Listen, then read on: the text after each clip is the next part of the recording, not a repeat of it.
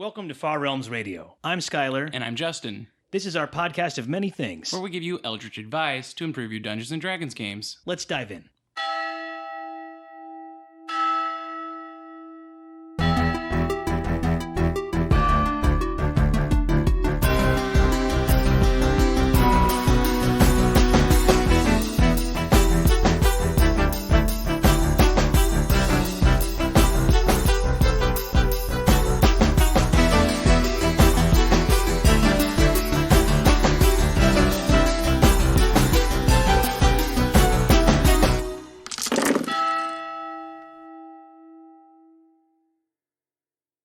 Welcome to Far Realms Radio. This session, we're going to talk about reward loops, And experience points. how you level up, and what keeps us playing the game. The good stuff. So, this is usually, I think, the kind of thing that brings us back to the game, right? Every time, this is the thing we go, whether we realize it or not. It's the nice feeling that we like out of it. You know, we want to do it. It's a positive reinforcement. It's the fun, I guess you could say. Reward loops are often called compulsion loops or core loops, usually because it's the core of the game or it compels you to take a certain behavior. Essentially, they're a habitual chain of activities that will be repeated to gain a neurochemical reward, such as a feeling of pleasure, which could be from the release of dopamine. Dopamine hit. Yeah, exactly. And or relief from pain. Something bad not happening could also be part of that neurochemical reward. So you see this in all kinds of games. You see it all over the place in different parts of life. The thing these days, it's become much more into the mainstream with all these social freemium games that want to compel you to spend money. I mean, this is social media. So it's been really refined over the last probably 20 years more than Facebook it was games before. Started a lot of this, right? You really saw this hit gaming at least around 2000 or so, when people first started really talking about it and applying it directly to games and game development, game design. Yep. I mean, it was there inherently before, but we didn't have this language and theory it wasn't explicit to talk about it as much. Certainly not cross-industry. We didn't have people doing studies on it, writing books about it. So, but yeah, so essentially it's a habitual chain of activities that repeat. Players essentially perform an action, they're rewarded. Another possibility opens as a result of that action, and the cycle repeats. And there's a lot of variety you can do to a reward loop. The positive reinforcement can be strengthened by adding a variable ratio schedule, so each response has a chance of producing a reward, but not always. I mean, I think a lot of the study about this stuff came out of the open gaming license, that we all could look at all the rules, right? And the permutation you can see clear in D&D in the history so far, right? Like you were saying earlier, the reward loop has changed, but I think that 4th edition was maybe controversial for that reason, and the reward loop changed again in 5th edition. It still had its core identity. I mean, most of the reward loops we see in games come from D&D, which predates all of these video games pretty much. The other kind that you'll see when you look at these kind of reward loops is just avoidance schedule, where essentially you're postponing a negative consequence, like the ticking time bomb. Right. Or if you've ever played XCOM, it's like the alien invasion. So it's not always so much a reward as it is an avoidance of something bad happening. That's the reward. You don't get murdered by aliens. Right. You saved the world from impending doom. Congratulations. Yeah. But yeah, they're essentially used in games, especially now, specifically to design an intrinsic motivation for players. Like you said, it's kind of what we know. We go back, we consciously think, I want to go back into this game and I want to do this thing because this is fun. Yeah. It's the thing that we consciously think about it. I think even sometimes it's there when it's even before that too. I didn't realize for a long time when I played the game that the experience point gathering, the leveling up, was what kept me so interested in it, in D&D. Yeah, you may not be conscious of it, and some people may even make kind of their unintentionally create their own reward loops for themselves in the game. I definitely showed up because I wanted to get my character more powerful, which is exactly you want that. to advance the character. Right, you want that level up, and for the level up, you need experience points. I mean, and I think that experience points have been proven. There's been studies that it's one of the most powerful, compelling mechanics in a game. Oh, just points in general. Right. They can even have no meaning, like Xbox achievement points. Right, achievements. It doesn't matter. If there's points and there's numbers going up, humans want them. That's what all the freemium games are based on. Like, we like seeing numbers go up. It's really that simple. It's really sad. I mean, D&D is But it's basically true. heroic fantasy, right? Who doesn't want to see those numbers go up? Unless you're playing golf, in which case it's opposite. Or second edition Thaco. That's why we don't do Thaco anymore, guys. That's a great comparison. Thaco felt exactly right, like golf. Right? Anyway, I think it's important to talk about like intrinsic and extrinsic motivation, aka like fun. You could call this fun. I don't like to call it fun because you can't really design fun. You can design a game and put it in front of the right audience, and maybe they'll find it fun. Right. You could have a great game and have an audience who just hates it. Know your audience. You can't really design fun, but intrinsic. We're talking about intrinsic, or excuse me. When we're talking about the compulsion loops, it's an extrinsic motivation, right? Like, we are focused on accomplishing something for personal satisfaction. We understand like what we're doing consciously, and these are usually tasks that take more time. Like, good examples would be unlocking new character options, collecting enough coins to buy new gear, unlocking an item to max level, reaching the max XP level. D&D has a lot of this. Right. Completing all the achievements in the game. I want to get to level 10. I want to get to level 20. And this is something you're consciously thinking about doing. It's a task that you want to do. You want to complete it for the reward. You consciously think about this. This is like extrinsic motivation. Right. And video games have this a lot too, right? Like, specifically design Diablo it in there. designed around this. The more you do, the more you have the option to unlock. It's expressed in a lot of different ways. Every MMO ever. It's been interesting to see. Those came a lot of that thinking out of D&D and Warhammer and these early RPGs. It's funny. Shadowrun and the like, and then having these systems be influenced back by where video games went with it. All the language we have to talk about these kind of things come from the offspring of D&D, not D&D itself, which is really interesting. I think that the next one is really interesting. The intrinsic part of it is because it reminds me of the kind of rewards I get out of pinball. Oh, yeah. Intrinsic is so hard, but that's really, I think of intrinsic motivation or fun as kind of like the magic of a game. I think like, in D&D, this is the rolling of the D20. Yes, that's a good example. So essentially, intrinsic motivation is the fun you have subconsciously. You're not really always aware, entirely aware or conscious of why it's fun. You just know it's fun. You're doing something because it feels good. Usually they're pretty simple. They're usually integrated somehow to the core game mechanics, like Skylar said, like rolling the D20. Or in like Super Mario, jumping is a good example. Yeah, jumping on Goombas. Usually, usually it's a short lifespan kind of thing. It's like a quick happening. It's not something you're building up to for a long time. FPS games often have this as the blam of the gun. Yeah, right? The blam of the gun. Jumping in Super Mario, just pressing jump can be fun. Not getting killed. Picking up coins is fun. Like ding, ding, ding, ding, ding. Like Sonic, I love the sound of the rings. Yeah, I know. It's just so satisfying. Exploring the game world, like Breath of the Wild is another great example. It's just fun to run around and explore. I want to see what's under that map. Yeah, but you're not always consciously thinking of it. And I think a lot of the time in game design, when you can get the intrinsic happening, that's the magic. Yeah, and I think that's why they designed 5th edition so much around the D20. And it's really their IP. I think that they really thought about it as, this is the thing people like that's fun. And, you reasonable people can disagree about whether it's more fun to roll one big D20 or like a handful of D6s or D10s or whatever. The D20 is cooler. What I take away from it is people like rolling dice. So, I mean, it's casting fireball's fun too. Don't get me wrong. Right. And know what kind of dice you'd like to roll. And ultimately, it doesn't much matter in this because that's the fun part of the game. That's why they put it back in. That's why you have weird mechanics like advantage and disadvantage, and they don't stack, and for all kinds of stuff. Yeah, it's important to have it in there, and especially in the way that D&D does this one, I think pretty well, is that a lot of time when you look at these reward loops, they have kind of a time to completion that you can categorize them by, right? Like, for example, getting S rank on all stages is probably going to take a while, but going and jumping on some bad guys is short, quick, and satisfying. Right, or just getting enough XP to level up's a pretty medium one.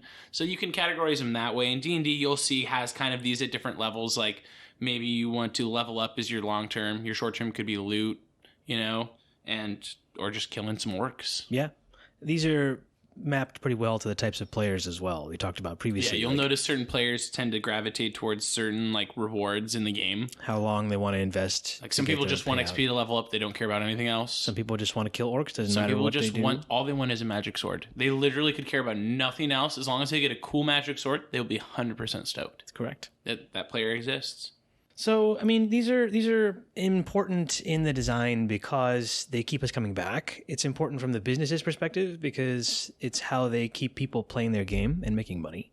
And it's important for us as players because it's worth thinking about what kind of rewards we get and where we find most satisfying. I like to have a diversity, and I like to play in a game that has a spread. I've played in groups where, it hews more toward one side or the other, like the tactics, we're going to fight the entire time. And other ones where it's like, can we play this game that doesn't have any fighting, So I think that having a good sense of it from the player perspective, too, for what you're looking for is part of the conversation. Oh, definitely. It's good for the players to understand the loop because it kind of what drives you towards the win state of the game. It's the carrot being held out in front of you towards that win state over there. Right. Which in D&D, the win state is pretty much don't die, keep progressing your character. Right. And, everything else is going to be campaign specific. Level up. But by the system, it's don't die and level up. Exactly. It's really good to look at these when you look at a game. If you look at the reward loop, it's going to reveal to you what that game cares about, like what that game is really designed to do and designed to support. And it will kind of give you an idea of, okay, this game is designed to do these things to elicit these like reactions or neurochemical rewards or feelings from my players. Yep. Right. And that kind of gives you an idea. If you look at D&D, it's like, wow, this is mostly about killing things and taking their stuff. There's some other skills in here a little bit and some exploration, but mostly murdering. But it just tells you, like, in terms of mechanically what a game cares about, right? Because where does mechanically D&D care about is the combat. That's where it gets granular. It gives you tools for other kind of stuff. It is very granular on combat. I think that I would maybe frame it like there's a different compatible way, and I would look like this. D&D is a framework for imagining together and fighting monsters or solving problems together, and it has a lot of specific rules around the most contentious part of any shared imagination, combat. So of course, where the stakes are highest. Where the stakes are the highest, life and death. That's where the rule gets more granular. And it's not the only one that does that, right? Like, Battletech is another example of very crunchy combat rules with reward mechanics built around the round-to-round in giant robots fighting. Same thing. Yeah. And it has minimal rules and an attached role-playing game around all the social stuff because that's more squishy and you shouldn't need it. Contrast with, let's say, Fate System, which puts them on even par, right? Same thing. Same reward loop for either one. Yep. And it makes it feel very different. It also shows you, that's my point though, it kind of shows you like D&D really cares about combat. Like you should be ready to do this. It really cares about conflict resolution. And I think it's a great way to look at a game because it kind of tells you like, hey, this is what you want to aim for. Like when I play a game for the first time, like I try to identify that reward loop because I'm like, oh, okay, so we want to collect those. That's how we win. We want those items. All right, now I know how to win.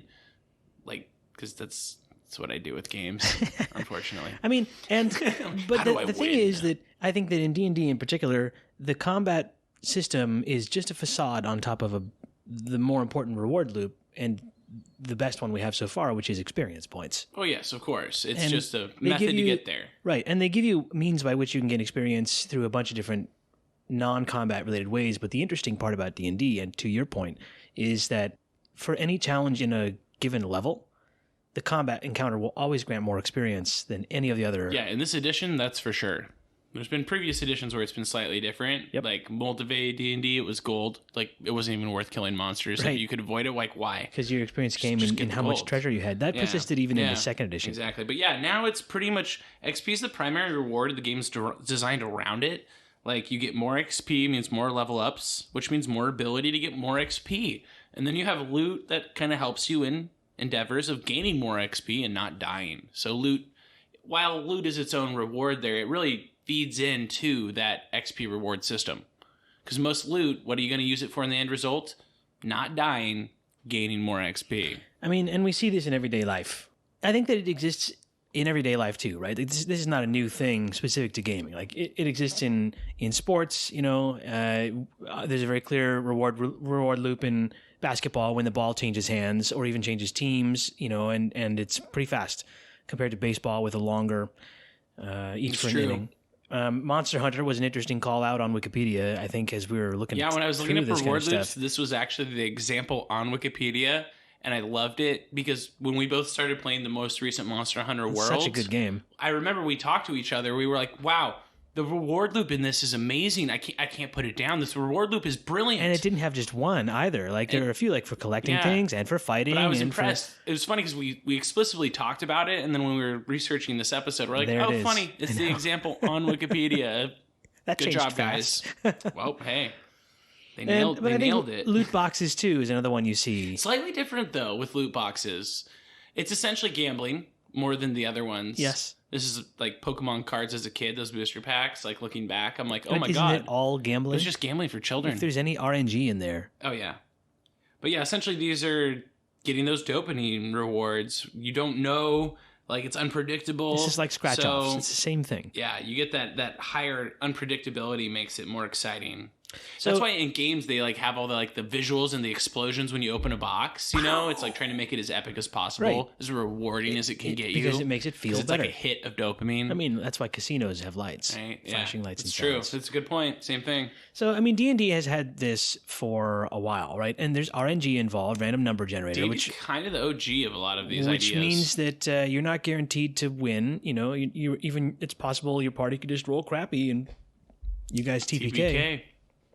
So, you know, but in D&D, the most powerful ones are XP and loot. Yeah, collecting stuff. Yeah. And that started with like gold and treasure, but pretty quickly, I think, in the first Dungeons and Dragons Advanced and then second edition turned into collecting magic items. Magic items became that focus real fast. Real fast, because not only are they extremely valuable, but also change the game. They break the rules. Oh, it's great. They're so much fun. Who doesn't want to break the rules? But this changed quite dramatically in, I think, from second edition to third edition, because in second edition and first edition, you know, they were kind of broad rule breaking without a lot of adjudication. They weren't super specific. You figured out at your table, and we have these large tomes of all the catalog of weird magic items that there were in the Encyclopedia Magica. It was much looser.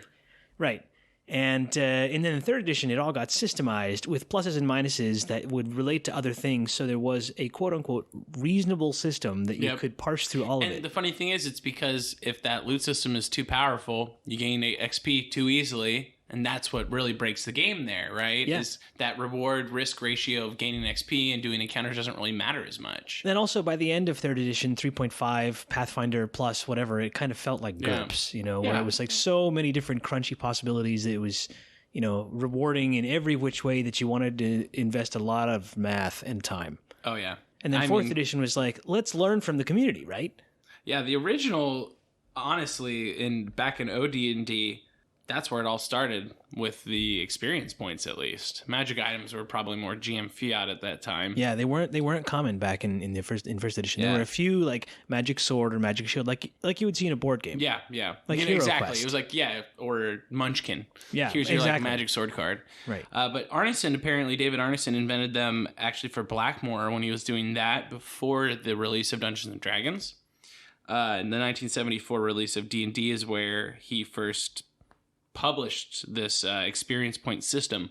But according to D&D lore of old, Arneson first playtested it with Gygax when they were developing Chainmail.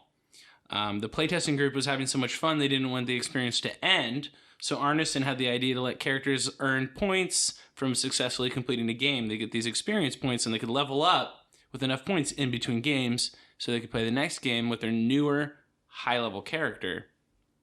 And Gygax was really on board with this idea. So you saw that come to fruition in D&D in 74 a little bit later. So that it wasn't published in Chainmail. They playtested it, but they never actually included it in the rule set.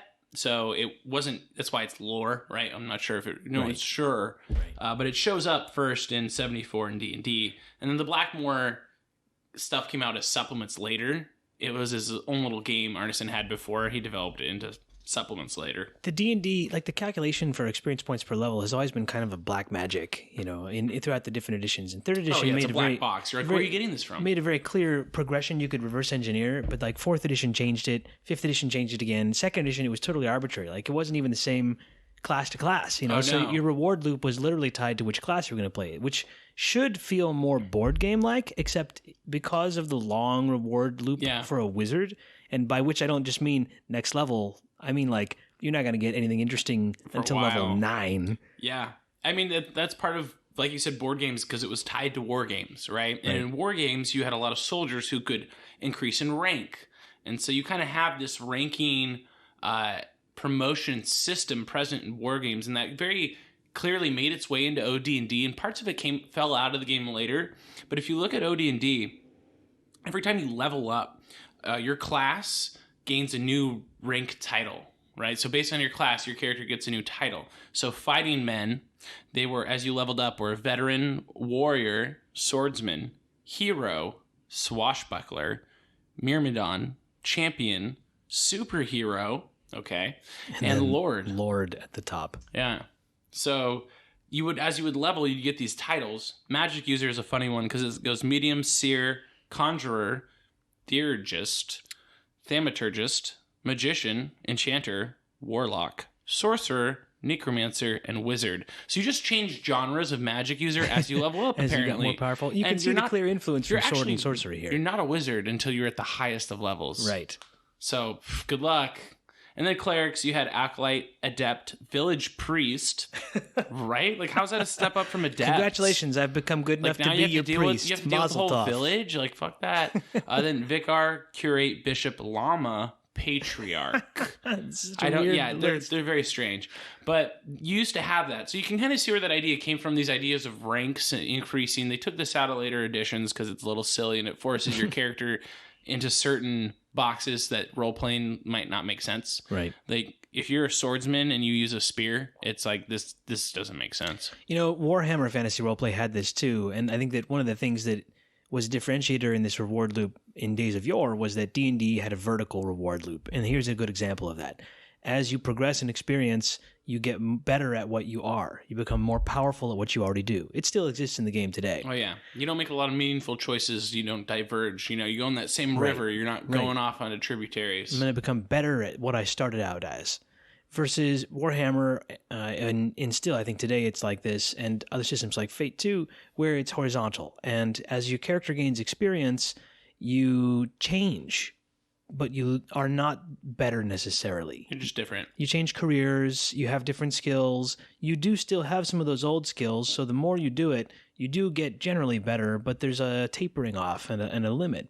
3.5 had a little more horizontal with the prestige classes. It did, but everything you did increased your numbers. So even if you chose suboptimal choices, you'd still get pluses, you know, and it was more about cases for wear. And I don't think that it's possible to have a game that does the best at both. I think it's like an axis, you know? Yeah, you imagine sort of a plot between these types of reward loops. Does it go vertical and allow you to become eventually superheroes and then lords? Or does it allow you to go horizontal and have a bunch of other experiences? And that's where you mathematically limit it in certain directions. Right. You build tall or wide, specialize or broad. Right. Man, we've been talking a lot about this, and I'm feeling pretty parched. I think that we should stop in this tavern here like we do. This is our reward loop for the show. And have our reward loop. Where we just find a tavern and drink beer. It's great. All right. Let's do it. Let's go in.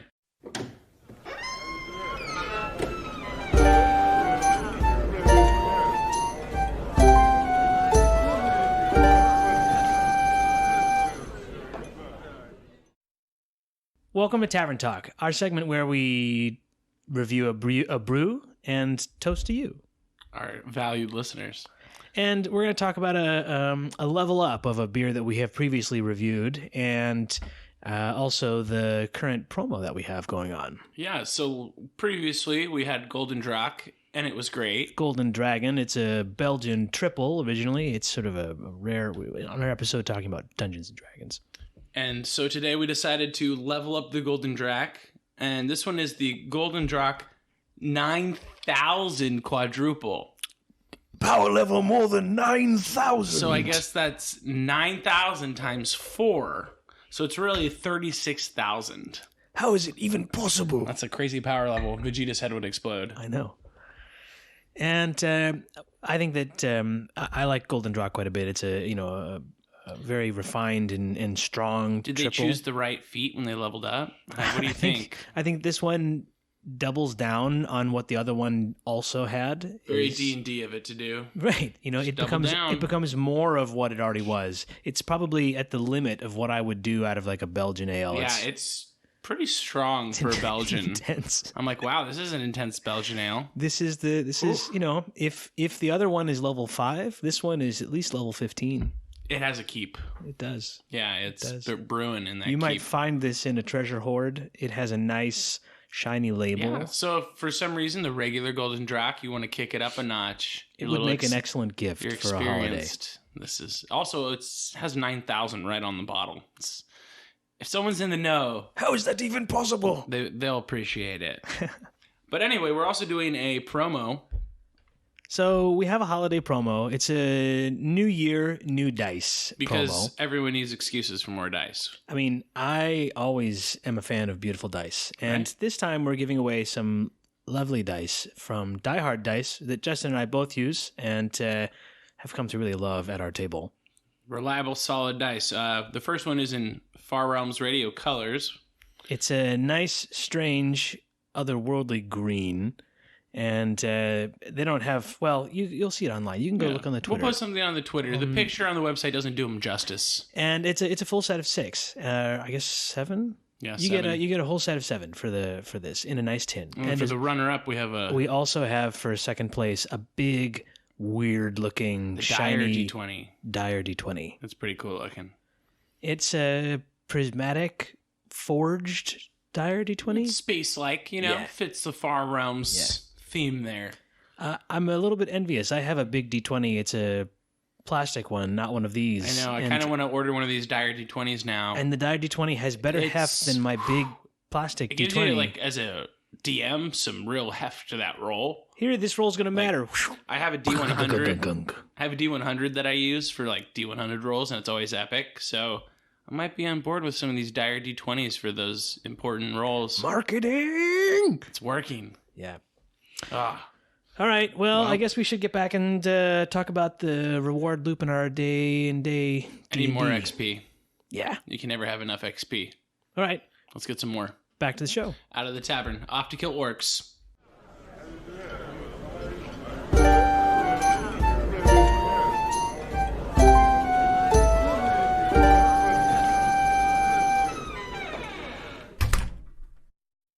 So let's talk about what the reward loop looks like in today's game, because they made it very explicit in 4th edition, and they learned from the community of video games, even though they didn't take community feedback or playtest. And it just didn't feel like D&D, the reward loop, a lot of people would say. It was a little too, felt too mechanical almost. And 5th edition, they walked some of that back ostensibly, but we've been playing 5th edition for a while now, and I think that maybe where I will start this conversation as we talk about what the reward loop looks like in today's 5e. It feels to me like it's the 4th edition reward loop from a mechanical perspective. When you get certain power levels, how you negotiate the different kinds of things your character can do, it has just a veneer on top that makes it look more like D&D used to look. I think they kind of just took 3.5 paint and threw it over the 4th edition mechanics, and they're like, this kind of works. I will say the CR is the best it's ever been, so the EXP that comes with it is usually pretty on point, in terms of balancing encounters, giving XP for them. Yeah, that feels like second edition. That's easier to pace, and it's pretty solid. The reward loop in 5e is stated as such. As your character goes on adventures and overcomes challenges, he or she gains experience, represented by experience points. A character who receives a specified experience point total advances in capability. This advance is called gaining a level. So, it's pretty straightforward that adventures and overcoming challenges will get you XP. That comes down to your DM to define what those are. As written, the rules as written, you pretty much just get experience for murdering things. It does have a section where it talks about what to do for non-combat encounters, but my one bit of disappointment or critique here is this is more work than you should be making the DM do. They bought the Dungeon Master's Guide. Parse it down a little bit, because you go to this page that it tells you to go to and you're just doing more equations. I will say, once you work out the math of your party, as long as the levels aren't fluctuating a ton, you'll have the formula set. So you'll know what it... And you can kind of dole it out that way. Yeah, I totally agree. And here's the funny part. This just makes me laugh, because in 2nd edition, this was how it was. You could tell they had some formula and you didn't know what it was, and you came up with what progression rate you wanted and how many encounters of different types you needed for your wizard and your fighter and your rogue. Your thief, sorry, and you had to figure out like, all right, what's our progression going to be? And you did some work as a DM. Third edition, they made it explicit, and you could follow a chart, and you didn't have to think about it, and you just did them charts. Right. Exactly, and Pathfinder doubled down on that. And in fourth edition, they made it explicit again, but they made it explicit in a very gamey way. It was very friendly to the DM. It was very easy to manage progression and reward loops. It just didn't feel like D&D people said. It was almost too impersonal. And in fifth edition, they took it away again. And they made it so that if you read 5th edition for the first time, you might have the opportunity to come up with your own way by which to do that. That's interesting. That's a nice addition. Thank you. But also, they took away the explicitness of here's the chart we used. And I'm like, why? We already learned this lesson, guys. Come on, I'm giving you my money. They have the chart in there, and they do it. At least they explain, like, once you calculate this, you can just use these numbers again forever. I mean, and also, like... But it takes a whole page of, like, explanation for them to give you that. You have to go online to learn about bounded accuracy and then go to a very... Like, Angry GM has a bunch of charts that he figures out and puts online, which is great. And I totally support his blogging of that. Yeah. And... He has some good XP strategies on there. It would be really nice if the thing that we bought had that as a part I know. of it. It would also be nice if I could buy one book with all the fucking spells in it. That would be nice, I'm like too. flipping to Xanthars, and then I'm flipping to Player's Handbook, and I'm flipping to Sword Coast. Just put all the spells in one fucking book. It's called a spell book. So in second edition, eventually, this is before the days of the internet, we have, and I have these books on my shelf, the Encyclopedia Magica. It was the Tomes of Magic. It had all the spells that there ever were for that edition. Tomes of Magic. Now, this was before the internet, so there were like books that you would buy. Now that we have the internet, one of the things that I think that D&D could learn really well from the community is have a website with all of the spells listed and that you can search them. The problem is, like, D&D Beyond, you have to buy them all separately. And I'm like, I'm not going to buy 4 books I already own on here just so I can look spells up virtually. I mean, D20 PFSRD is community owned. Yeah, for those. But if you're playing a Warlock, you're screwed. I think we can solve this problem. I guess. So copyright be damned. You know, this is like, I think it's an intentional choice. It was an intentional choice on their part. I think that it looks like they added this part back so that you could figure it out for yourself because that's part of the experience of original D&D that worked really well. I agree. And they give you enough rules to kind of figure this out for non-combat encounters. I just wish it was a little bit more of a focus in the main rules, because so much of, like, they talk about the 3 pillars all the time, and then the only pillar you see really get the proper treatment is the one that involves murdering and battle, which I love. Yes. I love it, but I also like exploration too, and that's me too. A little bit more of a reward for that, because right now, a lot of the time, you don't really get rewarded for that. I mean, also reward for like crafting or building. One of the things that this game often does and has done in the past is reward loops for I want to build an empire, and it's role play. Yeah, it's not just fighting monsters in a dungeon. And yeah, it does that really well. And you can definitely bolt on stuff to the system better than a lot of other It'd editions. be nice to have some stuff that's coherently attached, you know? Right. Yes. It's that expectation is there from the community, so it's kind of funny that we still don't see those a lot. I think it's just this tells me a lot that for an equal level challenge for a party, I get more experience for the combat challenge than any of the other ones, social or trap solving or anything like that. You know, so it's like, well, that tells you what the game is built to do. So your players are going to be like, well, if I get more XP from murdering, I'm going to murder. Can we fight it? Can we fight it? Can we fight it? Yeah, why? Can we fight it? Oh, I don't get XP for talking this out? Why would I talk this out? Can we fight it? Exactly. Yeah, there's always that one player, it's usually me, who's like, so this has been an hour and this talking's great, but I want to kill something with my sword now. That'd be great. That's also me. Yeah, because I think it's because we're DMs and, you know, we're like, so this is cool. All the planning's nice. I plan a lot. So there must be a conflict here we can resolve somewhere. Yes. Let's move this along. Let's go pick a fight. Somebody needs to be fought. I only get to be a player very little much. So let's go. So, but I think D&D does in this edition learn some other kinds of things from other systems. Like I like that they talk about more options that you could do. Right. And my one issue with the DMG is it's like a book of like, hey, you could do this. You could also do this. You could do this. How about you try this? We didn't play test any of these, and it may break your game in places that we're not going to tell you about. And it kind of bugs me because they sell it as like this book of like, oh yeah, you can just bolt any of this on, kid, and it'll be fine. And it's like, no. Some of these rules contradict each other. That's like the one thing that drives me crazy with the DMG. I'm like, have the balls to put some of this in just as part of the game. Feats are optional. Step it up, guys. Come on. I agree. I think that there's no reason that or maybe I'll say it like this. In my mind, it's in the published material, so optional means included unless the DM has a reason not to include it. But so just to reframe it here, like as a publishing thing... As a player, you look at that and you go, this means my DM could just say no if he doesn't like it. That's true.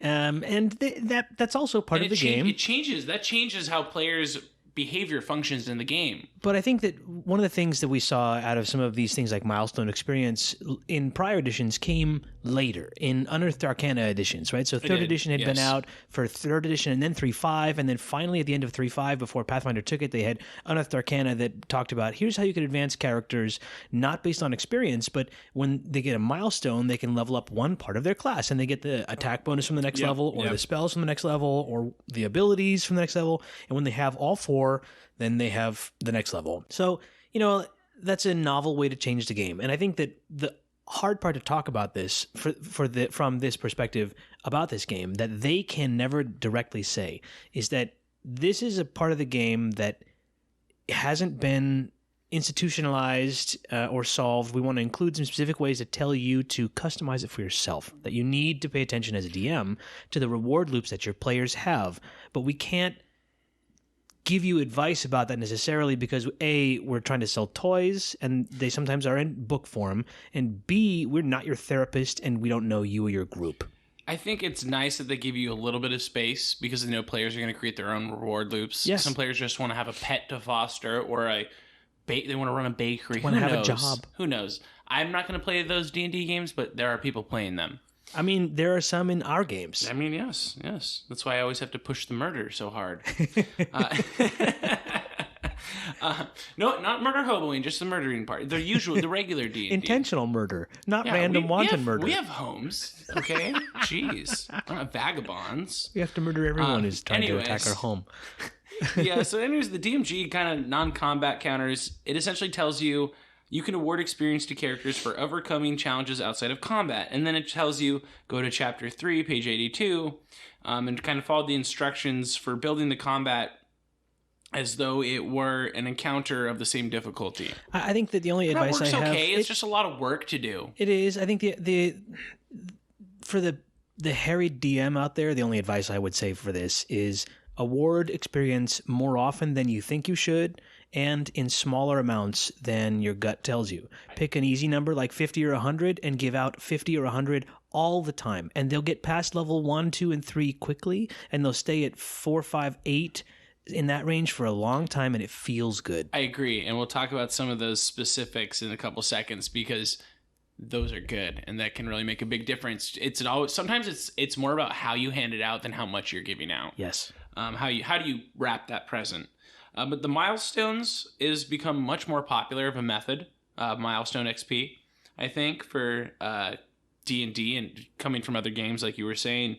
Essentially, it's in the DMG, it says you can also award XP when characters complete significant milestones.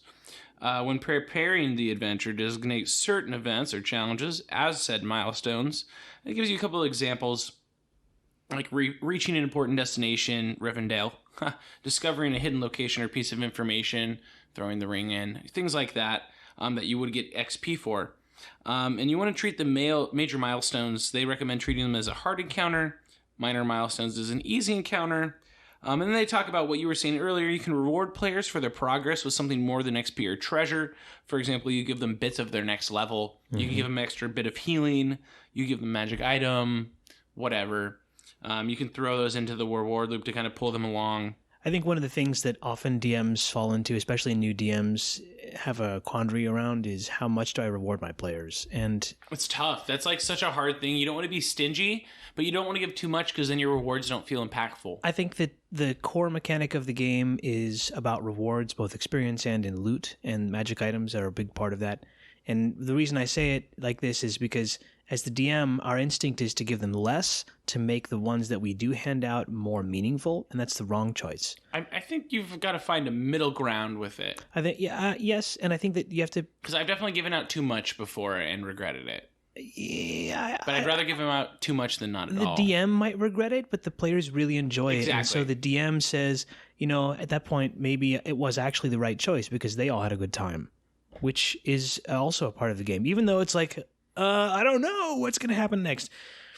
Or was it too powerful and did it throw off all the... That's okay. That's part of it. That's part of what makes the game as a... You'll learn as you go. Have a good reward loop is sometimes it's uneven. It's lopsided. You'll notice you push on the gas too much for the reward loop there and pull back. But then it corrects, you quickly learn how to throw more. Anyway, so... But I think there's a couple advantages and disadvantages of the different systems. For if we're looking at the milestone XP or the quest-based experience points... It does take a little choice away from the players. They can alter maybe the reward risk ratio of that scenario depending on how they try to solve it, whether they're upfront about it, whether they're sneaky, whether they plan a lot. Milestones feel great from a DM's perspective. DM loves it because you get to control when their advancement is and what the reward mechanic is. And from the player's perspective, it feels a little bit like, what is the thing? Where's the button I need to press? There's a button somewhere around here. And when I press that button, we'll level up. Where do I find the button? You're in a point-and-click adventure and there's some rails on it. Yeah, so exactly. It does feel like that. And it does kind of rely on DM fiat for those quests unless you're calculating it. But it can work. I think if you're going to do that, you need to make it really clear what your players can get XP for. Right. And as a player, it can kind of suck. You have to give them a lot to click on. Because you feel like, oh, if I go and get this random fight over here and gain some experience, it won't matter because doesn't have anything to do with that quest over there. So sometimes that can break verisimilitude for players, or some people just don't like that because they feel like they're losing agency, and I totally get it. I personally prefer our next one over Milestone Quest XP, which is character goal experience points. This is something you see in a lot of current games in the OSR revolution, Star Without Numbers is one of them. Essentially, it allows players more agency because they can choose their goals that are going to give them the experience points. It also means they can screw themselves over by giving themselves goals that are too hard to achieve in a single session or goals that are just unrealistic. Yeah, it relies heavily on example and making sure that it's knowing the system a little bit. How well you can set a goal and work toward it, right? So. Yeah. Some players will suffer. For some players, that's exactly what they want. They can lay out, here's my goal, DM. I want to be able to build a keep, and that needs these things. Break it down into small things, like get the materials for the keep, get the labor, and those little mini goals are how you want to do it. Right. That can be a lot of work. It isn't in a lot of the published modules that you get. Usually, the published modules don't really give you that kind of alternative. So it depends on A, how much time you have as the DM, and B, what your players will find rewarding. Exactly. So it can work well if you have a very character-focused game. I personally like it more than a milestone or quest experience points because it gives the players a little bit more agency to determine what they want to do to advance. One of the things I think it's important to say explicitly that isn't often talked about, but I think that should just be assumed for all DMs, period, for this game, is make sure that every session you hand out experience. Oh yeah, we should go through our best practices for experience. And that's definitely a big one of them. You don't want to do a session to get no XP. It's a core reward mechanic, and from a purist's perspective, you shouldn't have to do that. My game shouldn't require it. Should be fun enough. Yeah. But in practice, in reality, it needs to happen. It needs to happen. The one last one to talk before about that would be gold for XP. Yeah, you have more experience with gold for XP. I haven't actually ever been a player in a game with using gold for XP. Right. I've looked at it as a curiosity and giggled about it. That's it. I always this never really made sense to me, and that's why I don't like it. In second edition, we had the option to do it. It was one of the DMG optional rules, and I ran a game, and a friend of mine ran a game, and we ran them, sort of similar to how you and I run them, and we had run through a bunch of different campaigns. It was like high school, so years and years. Years. Yeah, a lot of time, and I never had used that system. It didn't really make sense, so I was like. It seems obvious to me that the way that works is you kill the monster and you get experience for it. And if I, as the DM, feel compelled to give you experience, I can come up with a number and just give it to you, and it says so right here. So don't argue if you're not getting the experience you want. You got to go kill this thing first or whatever, Do the quest, man. Right. And then he started running games, and he ran them in for a while, and then eventually he ran one, and he's like, I want to start using this treasure rule where you get experience for the treasure you got. And I was like, that's weird, but... And then I looked at my sheet and the history of the treasure that we had gotten so far, and I was like, okay. But fine. But yeah, sure. But okay. And and my hunch was right. And it made us balloon because he gave both the creature experience that you would get from killing the monster and the treasure experience. And that's why you usually see it tick the creature down, XP down in those systems so hard. Which made us. Lame. We went way high, way more powerful in the campaign, and he had fear. He was like, I don't know what to do. You guys are so powerful. I can't control the story. And I, yeah. Oops. Whoa. But also that's part of the game. And let go of control. But anyway. So then he was like, I should have not given you a creature experience. When we did that, I should have only given you a reward experience. And I was like, and that was where I think I learned the lesson that it doesn't matter. It's more about, because I had a good time even than that, and the other players had a really good time too. And our poor DM had anxiety about it. Yeah, and that's the thing. It does make you think about your in-game economy more, and that it's really easier for the DM to kind of like screw themselves over. Yeah, but if the players are having fun, let it go. Oh yeah, I agree. Of course, like if you're doing a hack and slash, who cares? It's heroic fantasy. It's escapist fantasy. It can break the fiction a little bit for some players. Sure. They're like, wait, so I get better at skills from having more money rather than doing the thing? Just like Jimmy, who wasn't here last week, is here this week for some reason, and we didn't explain it. It's fine. This is not that kind of game. Exactly. It's not your long-form, beautiful narrative. Some people take that a little too seriously. At best, it's a rough draft. I'm like, you're making this harder than it needs to be. Like, just don't worry so much about the continuity. Like, the character's here this week? Cool. When you're an adult, you should just be happy you have time to play a game. To D&D's credit, actually, this is one of the things I think that it really makes sense why it's focused on killing monsters and taking their stuff, because it's a reliably consistent thing that no matter who shows up that week, can be like, let's go kill some monsters and take their treasure and enhance the town. It's like that old school video game style where it's like, hey, all right, we're going to go into the dungeon and then we're going to go and enhance the town and that person's going to die and then we're going to go into the dungeon again. And that's what you do. So let's talk about our guidelines for experience points. You were already saying to either end the session with that XP reward, or something that you do that I like is you dole it out at the end of each encounter. Immediately. Or after the players overcome an obstacle or achieve a big thing they were working towards. Yeah. I try to give it out as fast as I can. And I like that. It's rewarding. It challenges me to think on my toes as the DM. One of the things I like about it is I'm always trying to pay attention to what's a thing that they did. I'm watching for the players to put their characters at risk.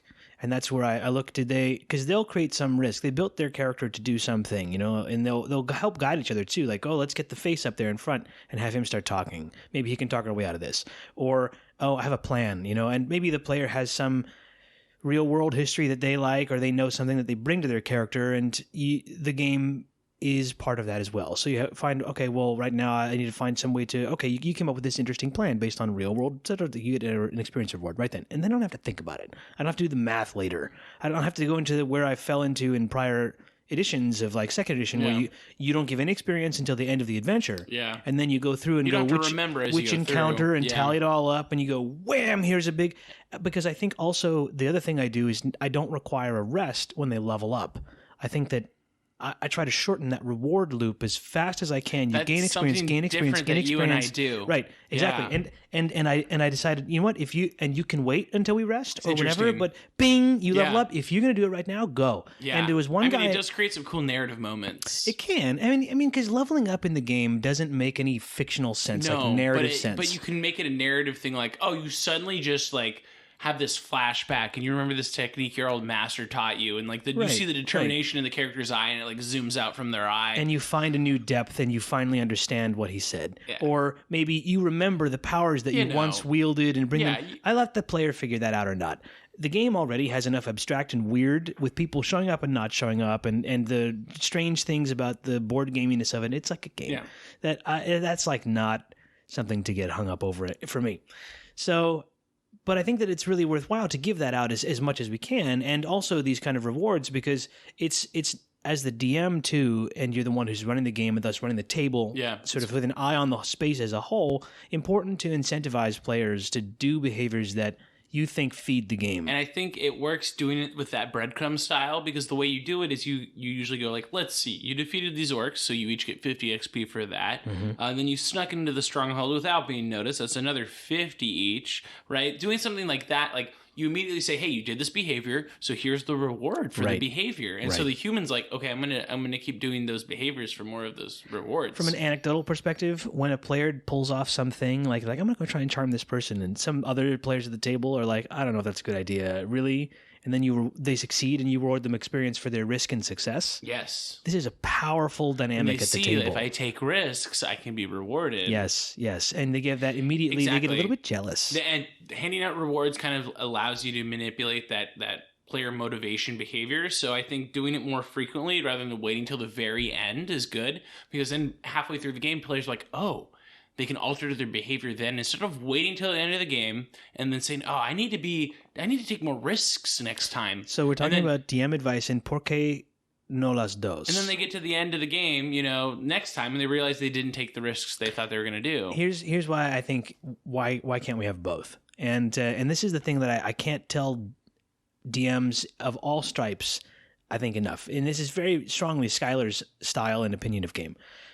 Definitely hand out experience all the time during the session, and also I like to do it at the end too, because there's no reason not to double down. Oh yeah, if you miss something, and maybe you hand out lesser total in maybe I'll say same amount total, but less in any different handout, like small here, and then also with a lump sum at the end. Yeah. Because it's the most powerful reward mechanic the game has. And it allows players agency and choice for how they level up it's smart and where to they end go. with the end of the reward loop too, because then players, you look at that EXP total when you get that at the end of the game and you're like, how close am I to the next level? Right. And then you're like, oh, okay, 2 sessions maybe, right? Right. And I think ideally I recommend personally splitting XP evenly amongst anyone who participated. I'm sure some people get more specific. Yeah. MMO style, where whoever killed the monster. I just don't have the patience for that. I go back and forth about this. I think it's really, if they were in the encounter, it's even. That's how I do it. It's don't important make a headache for it to yourself. be easy. That's the most important thing. And I think the same thing generally true. I'll often just say everybody around at the table gets experience. Anything that you unlock, sort of like a board game. As long as you were involved in the encounter, yeah. And often I'll limit it by encounter. For me, you have to have taken some risk. You had to have been involved in an encounter. It depends very much, I think, on the kind of encounter for me. There are some that if it's plot related or they unlock something new, I'll grant everybody in the party experience if even one of them took a risk, because they all contributed to it. There's times where everyone's waiting for the rogue to sneak through or something. If they're conflicting agendas, let's say one group wants to take the fortress head on, another group wants to sneak in, and some experience rewards happen asymmetrically, then I'll maybe hand them out separately. Where it gets sticky is when players want to be like, hey, so I missed a session, can I do a makeup session? Yeah. And I think that's part of point of coming to the session is you get XP. It's okay to have characters at different levels in a party. People worry about that too much. I agree. Seriously, don't worry about that. The game can correct for itself. This edition in particular is very good at it. Exactly. What you should worry more about is giving EXP out correctly to the people who do show up. Because I think you don't want players to level too fast. I think this is a problem that it's easy to fall into, because you want to make your players happy. You want to see them progress and get to cooler monsters. But I think the key is to give players time to learn their character without adding new changes and new abilities and switching things up. Because so many people need more time. They just don't even know what their shit does with their character. Yes. And so for me, spells often take a while to figure out. Spells especially. Right. And for me, I find 2 to 4 sessions before leveling is ideal. If you are playing more frequently, you can get away with, less frequent level ups. And at different levels, it matters too, as well. This is true. There's kind of if thresholds. You're starting at level 1, then you may end up, if you have experienced players, getting even to level 3 pretty quickly by the end of your first or second session. Yeah, that's definitely an exception there. Because and I personally by the time you prefer to start at level 3. Right. And by the time you hit level 15, you're lucky if you're gaining a level every other session. Yeah, every couple sessions. I hope it's rare because that'd be too fast. Because the advancement is slower. There are different challenges that you face. It's more stakes. But most of the game is in the mid-range, where it's every other session you probably gain a level, and then toward the later end, maybe every other or every third. Yep. I think the sweet spot, if you're playing frequently enough, is 4 sessions a level.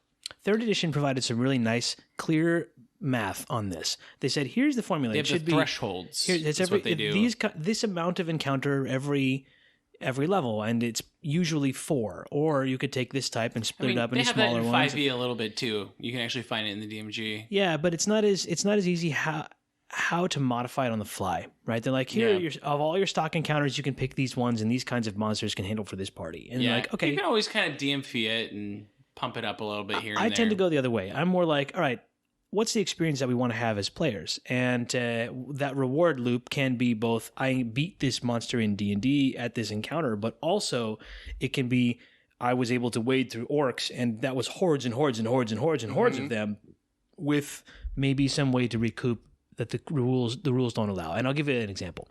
Horde of the Dragon Queen, as written, you buy the book, assumes a town is under siege and the players have to stop it. And you go through 12 encounters or something within 24 hours, and there's no opportunity for rest. It even writes in there, it says, hey, maybe give your players a rest via these other means of narrative, a cleric heals you or whatever. You have to make it up. You have to figure it out for yourself. There's a potion merchant. Right. So there's more flexibility in this than we initially think, right? Which I think is part of paying attention to what the players want as their reward loop showing up at the table. Well, that's kind of the point of having a DM is you can identify those reward loops the players create for themselves. Yes. Sometimes it's the party pet, or that the module they just want to for you. soup up that party pet and get it some sweet armor and never have bad things happen to it. That could be a reward loop for your players. You never know; they'll create their own. More common than but I find 4 sessions is kind of ideal. If you have enough frequent play between levels, because session 1 you kind of test out those new abilities. Session 2 you can experiment more and kind of see where the boundaries of your new abilities lie.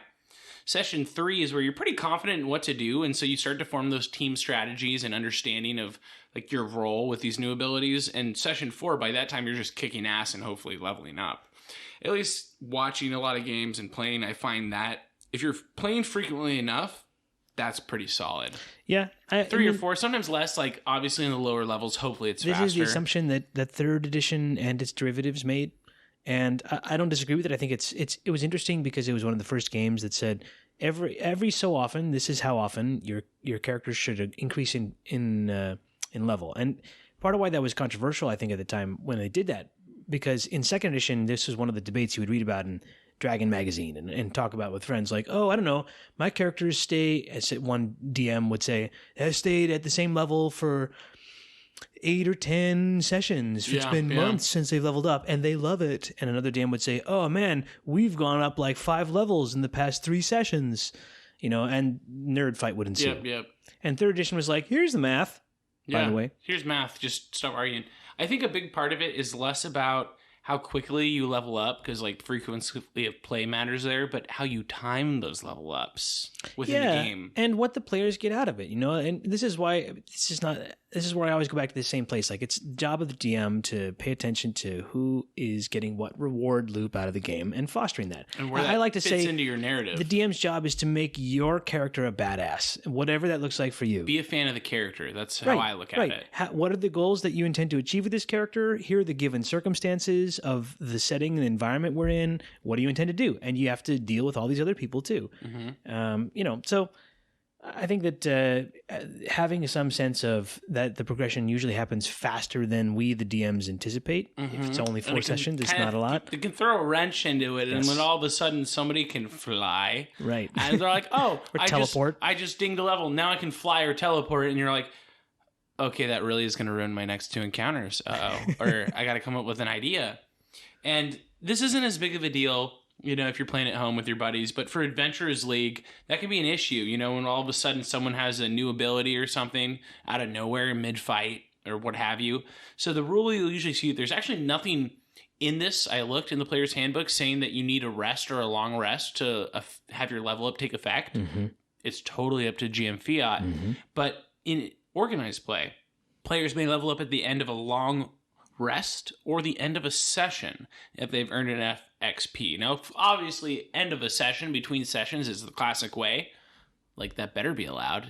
Damn it. Of course. Better be. I mean, that's the standard. That's organized play, and I think it makes sense for organized play. You have to have some rule because you're not going to stop the session in the middle while some player suddenly gets more powerful. I agree. That said, I personally recommend limiting them to a shorter long rest or character downtime or quest completion. I like a long rest. Just from table management, that makes a lot of sense. 5th edition, it's easy to level up on the fly, easier than every other edition so far. You can do it on the fly, and it's pretty okay. And I think that I just do it because I'm selfish. As a counterpoint, the reason easier to plan. The reason why I had let people do it whenever, as soon as immediately if they want, whenever, is because it's the core reward loop.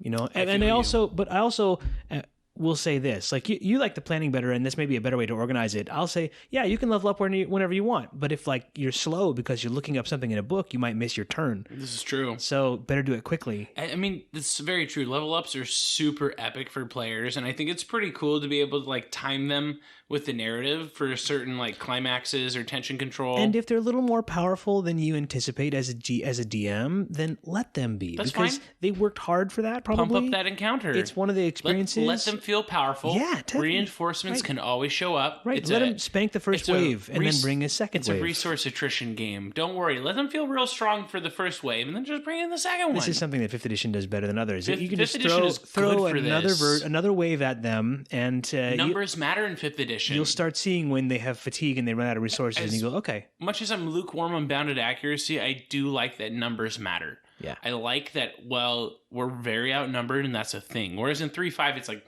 they can't beat my AC. It's fine. Right. Which is, less superhero-y, but I think it adds a good risk-reward ratio, right? I think it definitely changes the tone of the game, and I think it's the only piece that's missing from that is how, if the players decide suddenly in a game that they want to go the other way, that they want it to be that superhero game, and you can see the table rallies around it, and you're like, all right. You're going to have to find a way to roll with it. Now I have to break the rules to make this happen. I wish that you had thought about this as opposed to try to shoehorn me into your sword and sorcery style, which I normally works great, but, Hopefully, your Session 0 helps you avoid too much of this. Yes. But don't be afraid to throw in a sub-goal or a sub-quest or an encounter to kind of let people level when you need them to. That, like, if it makes sense more narratively for you for them to level before they go into some big boss encounter or something, maybe throw a quote-unquote random encounter at them so they can be prepared. Rewards are almost never a bad thing. Yeah, no one's going to be upset that they leveled up and that they're not going to lose in the next encounter. The main key thing, though, make it clear to your players what gets them XP and what doesn't. It is so frustrating as a player to do things and not get the reward that you think you were going to get because they're shifting goalposts on the DM side of things. Yep. And that's something that new DMs may do just because they don't know what else to do.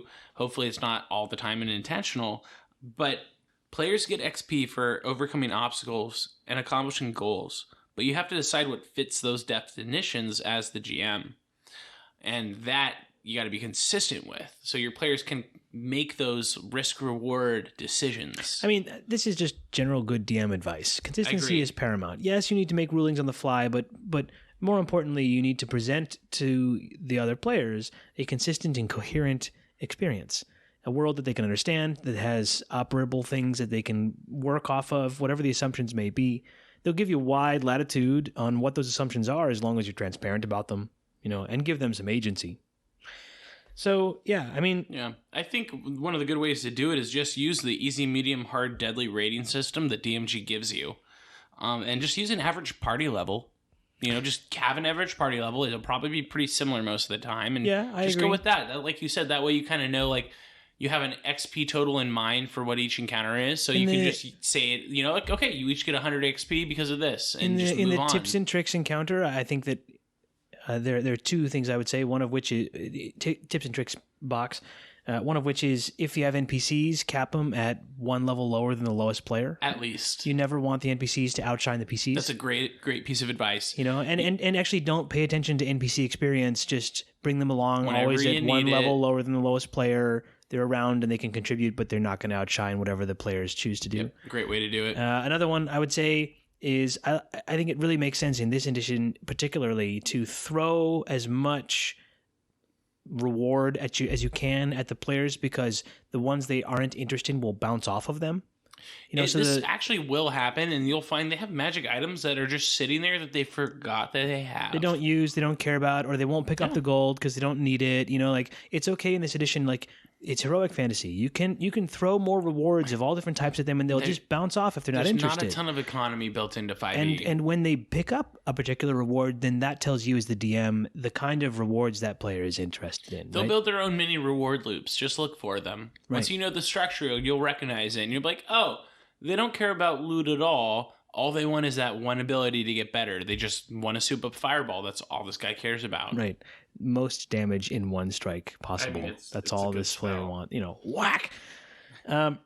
So I think that what else do we have to say? That's pretty much it on experience. I think that basically covers it. I think the craziest part is that this idea, this concept of leveling up an experience that Dave Arneson came up with is prevalent across almost any major RPG game or game with a progression system that we play today. Yeah, it's a powerful construct. It's fucking everywhere. And D&D, you can thank D&D for the ability to level up. Yeah. That was the first place you saw it. Right. I mean, it's now pervasive in our culture. All right. So I hope you guys use this, gain some XP points. Hopefully we level up your game. Level your game up. Let us know, and we'll talk to you soon. Over and out.